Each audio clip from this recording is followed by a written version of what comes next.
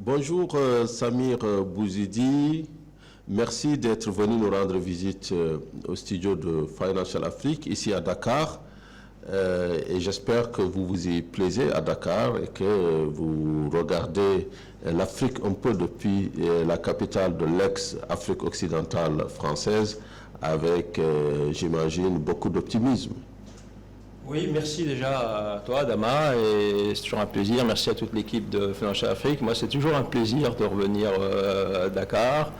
Alors, je ne parle pas forcément d'optimisme, on va dire de pragmatisme, mais effectivement, hein, il y a beaucoup de choses à faire, malgré les événements, il y a un potentiel, etc. Je crois qu'on va avoir l'occasion d'échanger là-dessus.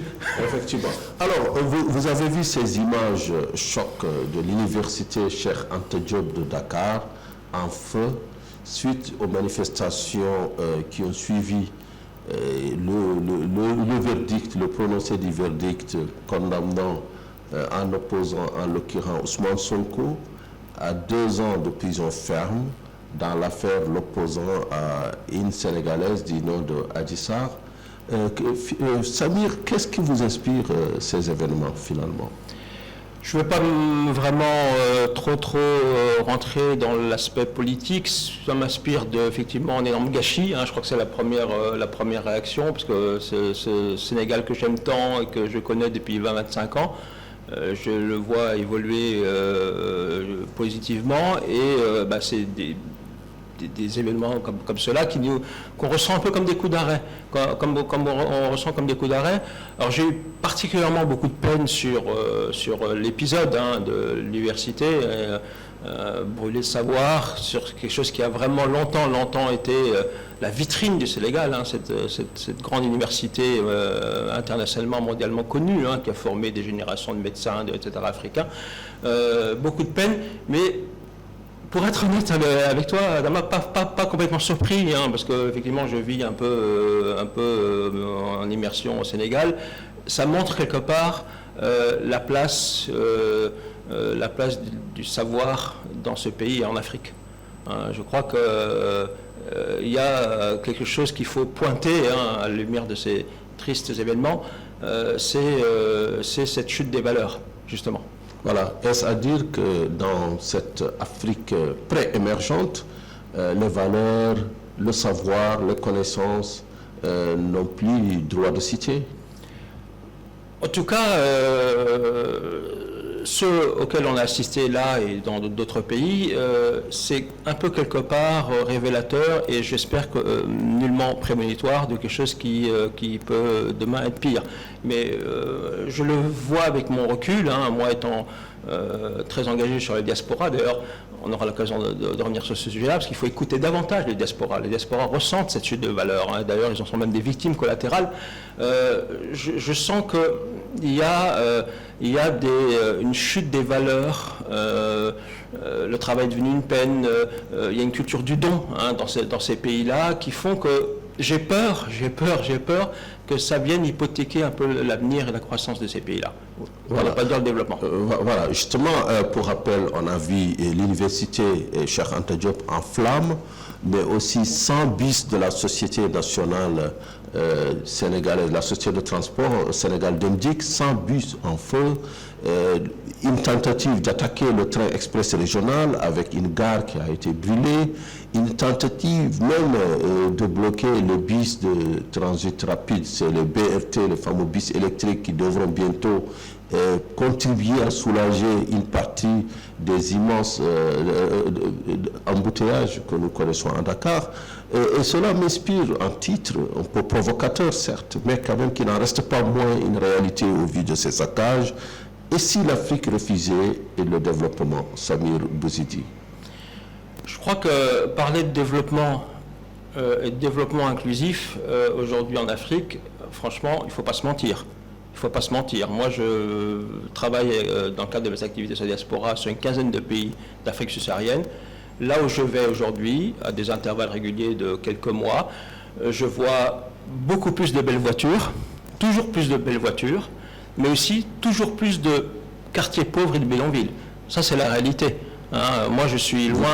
Vous parlez de la fracture entre les revenus, entre les classes privilégiées et les classes qui est énorme. paupérisées. Mais je crois que si les événements de Dakar doivent traduire cela, pour les gens les plus éveillés parmi nos gouvernants, c'est que justement, on crée de plus en plus d'exclus. Voilà. On crée de plus en plus d'exclus. Voyez. Et là, dans l'épisode de Dakar, il y a tous les exclus qui sont restés chez eux, mais qui n'en pensent pas autant. Vous voyez, qui auraient pu aussi descendre, etc., etc. Je crois qu'il faut regarder les réalités en face. Il ne faut pas se voir plus beau qu'on est, malheureusement. L'Afrique est un marché, mais c'est loin d'être un continent de pays développés de façon harmonieuse, inclusive, etc., etc. On n'en est pas là, loin de là. Voilà, donc vous parlez des fractures sociales. Je pense que c'est l'un des enjeux des modèles économiques africains. Une croissance qui est forte, mais qui ne crée pas suffisamment d'emplois, qui ne crée pas suffisamment aussi de revenus. Des États qui sont engagés dans le développement, mais qui n'arrivent pas à convertir l'immense potentiel humain en richesse. On parle de transition démographique, etc. C'était à la mode de toutes ces dernières années, mais finalement, au bout du compte, Samir, on a quand même l'impression que l'Afrique subsaharienne, malheureusement, peine à décoller. L'Afrique, je ferai distinguer entre l'Afrique subsaharienne francophone et anglophone. Effectivement, sur l'Afrique subsaharienne francophone, je n'ai pas le sentiment aujourd'hui qu'on vit mieux. Il y a 10 ans, il y a 10 ans, il y a 15 ans, etc. Et les deux grosses crises qu'on vient de traverser, encore une fois, sans être un économiste, les deux grandes crises qu'on a traversées, donc le Covid plus l'Ukraine, etc., ont montré à la loupe justement ces défaillances structurantes dans les stratégies, dans les politiques publiques, etc., etc. Il va falloir y remédier. C'est pas une recette de cuisine non plus, mais il va falloir s'atteler. Moi, j'ai pour coutume de dire que la mère des crises, c'est les valeurs. Vous savez, les valeurs engendrent la confiance, et quand il n'y a pas de confiance dans une économie, surtout dans nos économies qui sont très commerçantes en Afrique, eh bien, il y a moins de flux, moins d'affaires, moins de, etc., etc. Donc ça, il faut le voir. Et encore une fois, ceux qui le voient et qui sont un peu quelque part des vigies de cela, ce sont les diasporas africaines. Vous savez, les diasporas africaines, ça pèse démographiquement 15% du continent. Dans ces 15%, vous avez entre 10 et 20% qui ont les moyens d'investir dans ces pays et qui ont les moyens d'investir dans des TPE, dans des PME. Ils ne sont pas en train de le faire aujourd'hui massivement. Et quand on leur pose la question, vous savez, moi ça fait 15 ans que je travaille sur les diasporas africaines. Quand on leur pose la question, implicitement ou explicitement, qu'est-ce qu'ils vous disent? Je n'ai pas confiance. C'est autre chose ici, c'est je ne connais pas les opportunités, mais c'est je n'ai pas confiance. Confiance dans qui, dans quoi? Dans les individus, dans les institutions, etc., etc. Vous voyez, c'est souvent ce qui revient. Après, effectivement, c'est décliné opérationnellement, les administrations, etc., etc., etc. Et ça, il faut le remédier aujourd'hui. Si on a nos propres enfants qui sont pour certains surdoués et fortunés, eux-mêmes ne sont pas en train aujourd'hui de rentrer au pays pour investir massivement dans des PME et des TPE. Voilà. Donc moi, ce que je leur dis vraiment en toute humilité, moi je suis, encore une fois, je me défends d'être un économiste, je suis simplement quelqu'un qui voyage beaucoup et qui vraiment est engagé sur ces questions-là depuis une dizaine d'années. Je leur dis qu'effectivement, l'Afrique est un marché où il y a beaucoup d'opportunités, mais mon sentiment, c'est aujourd'hui que ce marché est plutôt ouvert aux grands comptes, des grands groupes, parce que les droits d'entrée dans nos pays, ils sont de plus en plus importants. Quand je dis droit d'entrée, c'est formel et informel. Vous voyez ce que je veux dire? Très important. Donc, de plus en plus important vis-à-vis... je dirais que seuls les grands groupes peuvent aujourd'hui se permettre. Ça, c'est, je dirais, le premier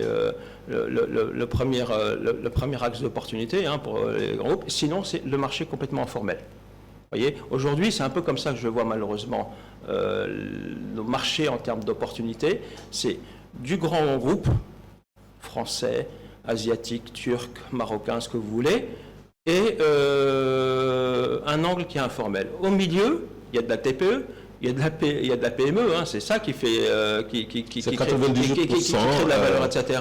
Il y a de la start-up, il y a de la start-up, etc. Et malheureusement, je ne suis pas spécialement optimiste. C'est extrêmement compliqué pour vraiment cette typologie d'acteurs. D'accord. Alors Samir, les chiffres sont là. 100 milliards de dollars, c'est le transfert des diasporas africaines l'année dernière, en 2022. Or, dans ces 100 milliards, j'imagine que beaucoup va plus à la consommation qu'à la création d'entreprises. Est-ce qu'aujourd'hui, les RIPAT, la diaspora est prête à rentrer en Afrique qui connaît des challenges, qui connaît des soubresauts démocratiques, qui connaît ses succès et ses échecs? Vous avez évoqué une certaine crise de confiance, mais est-ce que, au-delà de toutes ces problématiques qui sont réelles, la diaspora est encore prête à rentrer et à participer à l'effort du développement? La diaspora est toujours émotionnellement ancrés dans leur pays d'origine et leur communauté d'origine. Donc là, c'est quand même quelque chose sur lequel on doit pouvoir capitaliser. Nos pays doivent pouvoir capitaliser.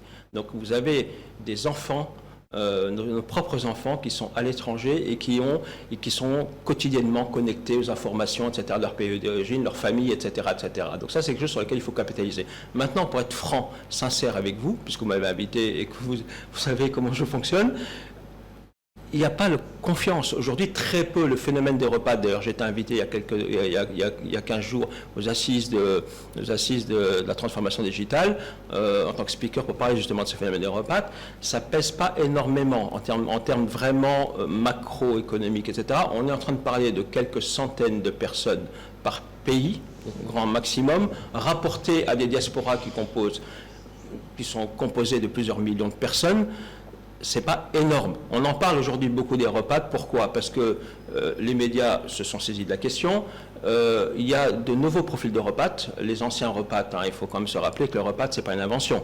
Il y a 20-25 ans, beaucoup d'étudiants revenaient de Paris, etc., pour occuper les fonctions dans la finance, dans les telcos, opérateurs télécoms, excusez-moi, la haute fonction publique, etc. Donc c'est pas nouveau. Ce qui est nouveau aujourd'hui, c'est qu'effectivement, il y a plus de deuxième, troisième génération qui reviennent. Les gens entreprennent maintenant. Il y a des repas qui viennent et il y a de plus en plus de femmes.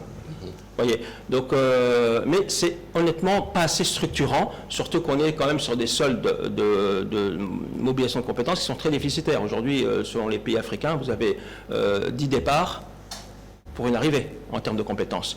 Donc ça pour dire que il y a des postulats émotionnels qui sont intéressants, mais pour être honnête avec vous, je ne suis pas convaincu aujourd'hui que les pays africains, notamment beaucoup de gouvernants, sincèrement sont vraiment sur une logique de mobiliser l'investissement de la diaspora. Ça va peut-être vous surprendre.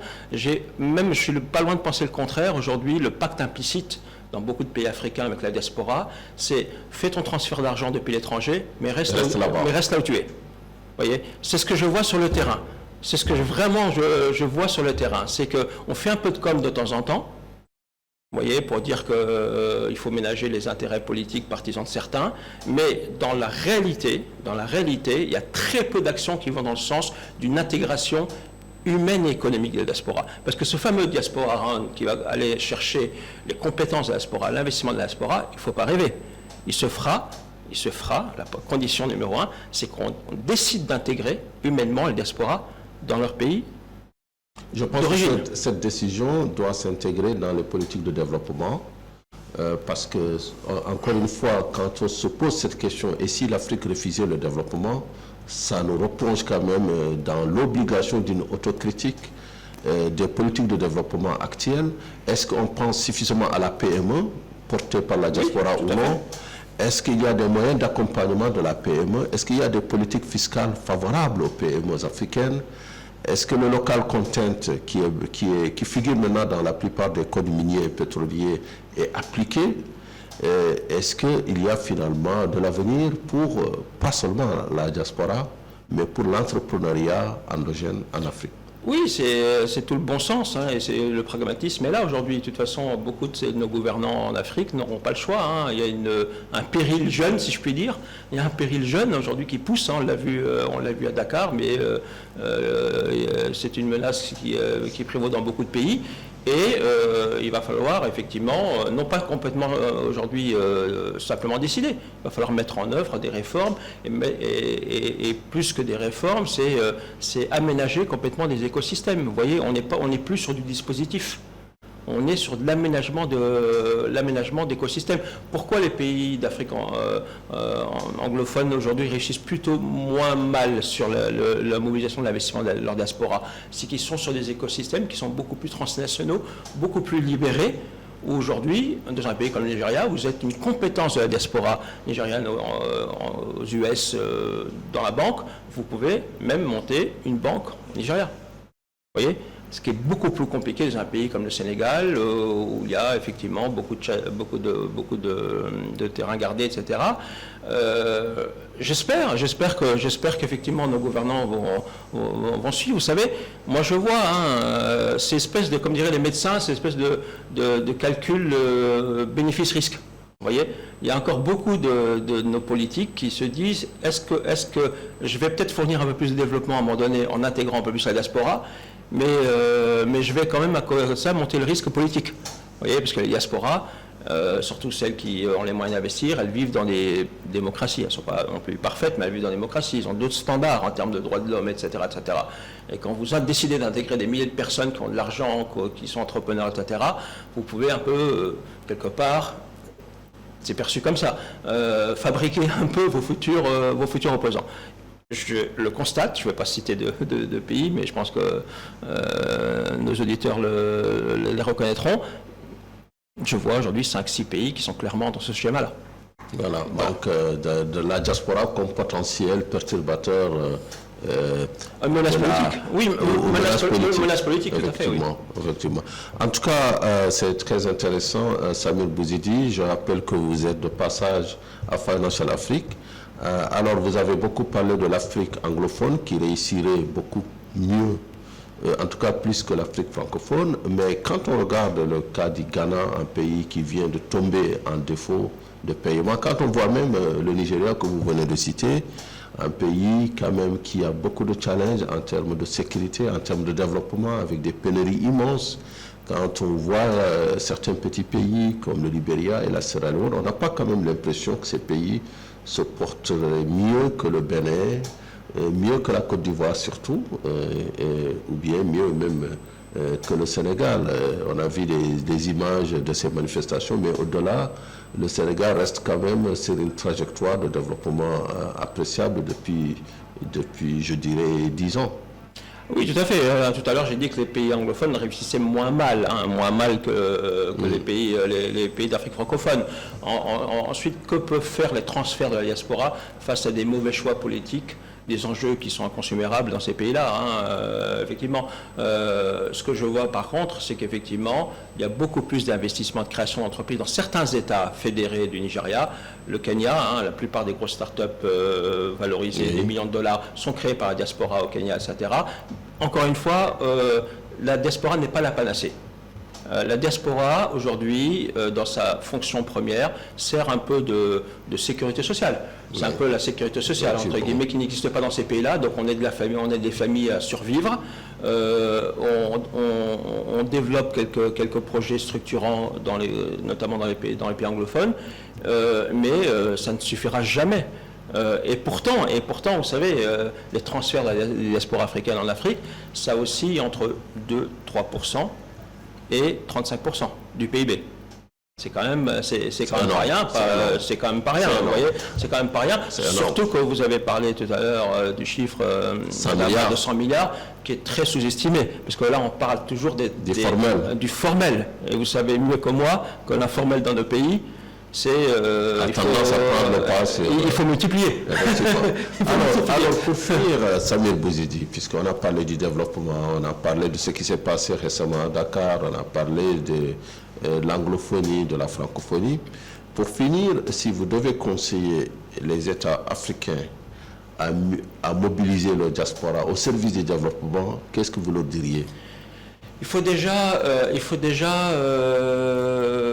aimer la diaspora. Vous voyez, c'est ce que je dis toujours dans mes interventions publiques, il faut aimer la diaspora. Et quand je dis aimer la diaspora, ce n'est pas uniquement son argent. Vous voyez, on le ressent. Il y a des pays qui envoient des preuves, des signaux vis-à-vis de la diaspora sur des aspects qui sont non monétaires. Vous voyez, c'est de la reconnaissance, c'est beaucoup de choses, etc., etc. Et c'est pas uniquement la diaspora d'élite. Hein. Vous voyez, une diaspora africaine, c'est 70%, 80% d'ouvriers employés. Là, encore une fois. Hein. Donc, il faut adresser des signaux à cette diaspora. Je dirais que c'est le premier conseil. Ensuite, il faut apprendre à mieux la connaître, à la profiler, comme on dit dans nos métiers, parce que vous savez, on ne sait pas grand-chose sur la diaspora africaine, ce n'est pas le sujet du jour, mais nous, notre métier, c'est justement d'apporter un peu de science, vous voyez, là-dedans. Hein. Une diaspora, c'est 6 segments différents, par exemple. Hein. Chaque diaspora nationale est structurée sous forme de 6 segments. Dans ces segments renvoient des liens différenciés avec le pays d'origine et des potentiels, etc. Donc, il faut apprendre à la connaître. Aujourd'hui, on a la chance quand même d'avoir des réseaux sociaux. Les réseaux sociaux permettent de tirer un certain nombre de data, d'analyses hein, qui sont quand même hyper stratégiques, et puis de connecter la diaspora. Il faut comprendre un peu tout cela. Il faut ensuite, bien sûr, la confiance. Hein, ça, c'est à la fois fragile, subjectif, etc., etc. Et il faut surtout mettre en place ce que j'appelle des produits. Vous savez, aujourd'hui, conceptuellement, les pays qui réussissent avec leur diaspora, c'est ceux qui aiment leur diaspora, mais c'est ceux qui considèrent leur diaspora comme non captive. C'est ceux qui vont considérer leur diaspora comme un client. Et ils ont raison. Vous savez, quelqu'un qui gagne très bien sa vie à Paris, la France fait tout pour le retenir aujourd'hui. Hein, c'est pareil pour l'Allemagne, le cas. Hein, et donc, il faut pouvoir l'arracher. Il faut pouvoir, vous voyez, lui dire, écoute, bah, viens faire quelque chose dans ton pays d'origine, ton continent d'origine. Et c'est valorisant, lucratif pour toi également. Donc, il faut des produits. Alors, il faut un produit, par exemple, entre guillemets, un produit pour un client. Il faut un produit investissement, par exemple, avec des incentives étudiés. Il faut un produit épargne. Il faut un produit tourisme. Vous voyez, donc c'est des produits qu'il faut mettre en place pour une diaspora, pour différents segments précis de la diaspora, et puis surtout, c'est faut du temps. Encore une fois, un engagement de diaspora, c'est pas, ça se décrète pas, ça se décrète pas, c'est très fragile, c'est très fragile. Vous voyez, par exemple, là où on est aujourd'hui, la décision de fermeture des consulats sénégalais suite aux événements a été perçue très négativement par la diaspora. On est quand même à 16-18 jours du Tabaski, hein, de l'Aïd el-Kébir, la grande fête, où beaucoup de nos frères sénégalais à l'étranger se ruaient dans les consulats pour préparer le retour, etc. C'est la porte fermée. Tout ça parce qu'il y a eu quelques dizaines qui ont fait des choses qui sont impardonnables. Vous voyez, donc c'est très fragile le processus de confiance avec une diaspora. On peut faire 3 pas en avant, mais on peut faire 10 pas en arrière. Voilà. J'avais dit pour finir, mais je vais vous demander si vous deviez citer quelques éminents membres de la diaspora africaine à Paris. Bien sûr, vous acceptez. Non, moi je me concentre vraiment. Voilà, alors citez-nous quelques éminents. Moi, honnêtement, je ne vais pas donner de nom. Moi, je trouve que cette diaspora, on a tendance à la voir sous l'angle des élites. Des réussites. Alors que détrompez-vous, ceux qui font les transferts d'argent pour aider leur famille, c'est plutôt ceux qui travaillent dans le métro, par exemple les ouvriers maliens, les commerçants, etc., etc. Donc moi, je dirais tous les anonymes. Vous voyez, toutes les diasporas anonymes, on les met pas assez en lumière. On ne les met pas en seule lumière, donc je dirais tous les anonymes de la diaspora. Tous les anonymes. Et tous les anonymes, la majorité des anonymes. La majorité des intellectuels. Exactement, bien sûr. On a, encore une fois, ce qu'il faut comprendre, c'est qu'une diaspora, c'est vraiment un échantillon, hein, un échantillon représentatif d'une société. Donc vous avez du sans-papier, du mineur sans-papier, jusqu'à la success story, à la tête de banque, à la tête de grosses entreprises, etc., par exemple. Mais moi, ce qui m'intéresse, c'est plutôt les diasporas qui s'engagent pour leur pays d'origine, qui s'engagent réellement. C'est ceux-là qui m'intéressent. Qui transfèrent de l'argent. Pas uniquement. Aujourd'hui, une diaspora, on est sur de l'investir et du s'investir. Vous voyez, c'est cela que j'aime beaucoup, moi, personnellement, parce qu'à l'échelle d'une diaspora, vous avez des gens qui vivent dans leur pays d'accueil, mais honnêtement, qui, à part regarder un peu les news, n'ont plus grand-chose. Ça, encore une fois, c'est des choses qui vont se travailler. C'est le propre des stratégies publiques de mobilisation de diaspora.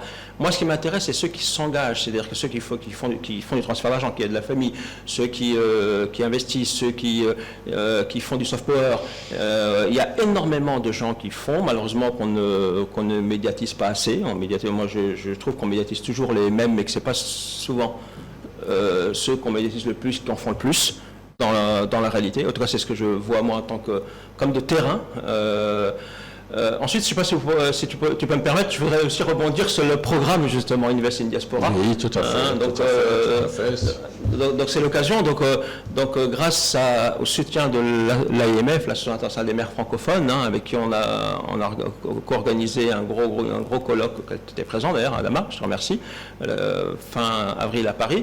Donc on lance un gros programme structurant qui s'appelle Invest in Diaspora, qui va consister pendant 2 ans, donc là on a démarré sur Douala, Bamako et Rabat, à aller former, coacher des maires à mieux se connecter à leur diaspora. Donc le thème et l'objectif principal de ce programme Invest in Diaspora, ça va être justement de connecter les opportunités au niveau local. On a choisi 100 villes à fort potentiel sur la diaspora, notamment selon le volume de la diaspora locale. Et donc, ça va être un programme de coaching, sans PowerPoint, je tiens à rassurer. On est vraiment sur des campagnes réelles, via le digital, de faire arriver les opportunités au niveau local. Et donc ça, voilà. Donc, et l'objectif, c'est de pousser la diaspora à investir. L'objectif, il est vraiment vis-à-vis de cette diaspora, parce qu'un des maillons faibles, vous avez bien compris, Lama, que j'ai beaucoup focusé sur le manque de confiance, mais il y a un autre gros maillon faible, il y en a d'autres, mais il y a ces 2 principaux-là, c'est le manque de connaissance des opportunités. Ça, c'est vraiment le maillon faible en matière d'engagement de la diaspora. C'est que même ceux qui veulent faire ne savent pas vraiment ce qu'on peut y faire dans nos pays d'origine et dans notre territoire d'origine. Et donc, justement, nous, on travaille là-dessus. On va travailler sur la remontée d'informations ciblées via le digital. Donc ça, c'est très très important cet aspect-là. Et donc là, c'est un programme qui dure sur 2 ans. Parce que ce qu'il faut bien comprendre, c'est que sur une chaîne d'engagement d'une diaspora, vous voyez, il y a 6 maillons, c'est pas l'objet du jour, mais il y a 6 maillons. Il y a le maillon effectivement de la confiance qui est essentiel, c'est le premier, maillon fort ou maillon faible. Aujourd'hui, vous avez compris, c'est plutôt un maillon faible. Et il y a le deuxième maillon qui est la connaissance, le décryptage des opportunités dans les pays d'origine. Et ça s'explique par différentes manières, mais une des causes, justement, c'est que en Afrique, malheureusement, on n'a pas beaucoup de médias économiques qui peuvent justement alimenter ces réflexions de projets, cette maturation de projets à distance. Voyez, et ça, c'est un vrai problème. Vous voyez, quand vous êtes en France et que vous voulez, n'importe quoi, acheter en immobilier, vous vous connectez sur Google, alors là, vous avez tout de suite les dernières news, les derniers prix, etc., etc.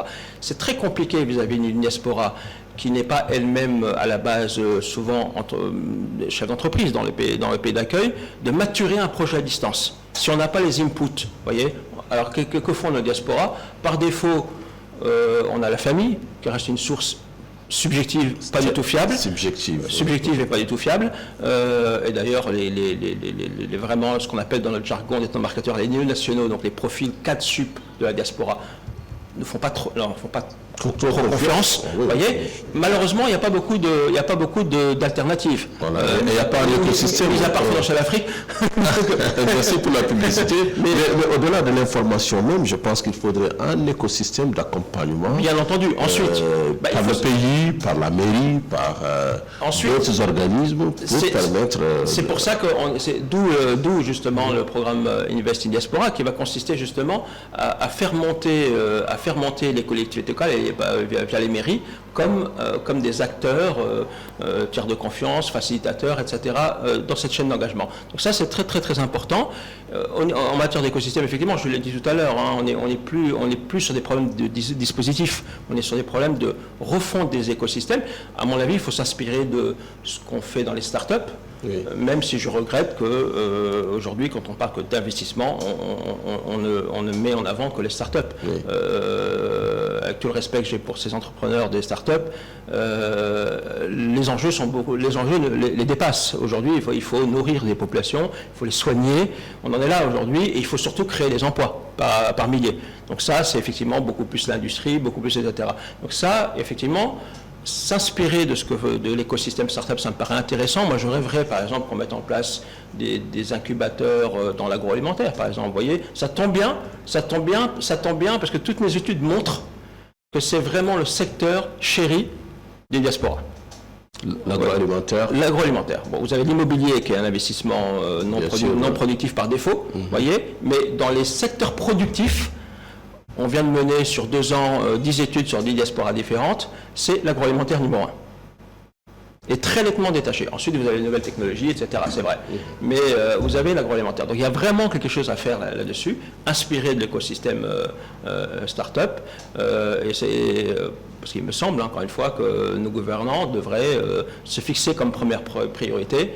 Ça fait quand même 60 ans que nos pays sont indépendants, au moins la souveraineté alimentaire. Je pense en tout cas c'est parmi les objectifs, c'est l'autosuffisance, la sécurité alimentaire, la souveraineté alimentaire, avec ce que cela voudrait dire pour ces pays et pour l'économie d'une manière générale. Donc je leur donne une insight et je mets à ma disposition gratuitement les datas que j'ai sur ces études.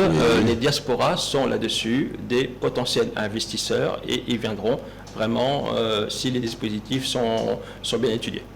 Voilà. Samir Bouzidi, merci beaucoup pour être venu ici même à Dakar nous rendre visite à Financial Afrique. Donc merci pour ta présence et on te souhaite bon retour à Paris.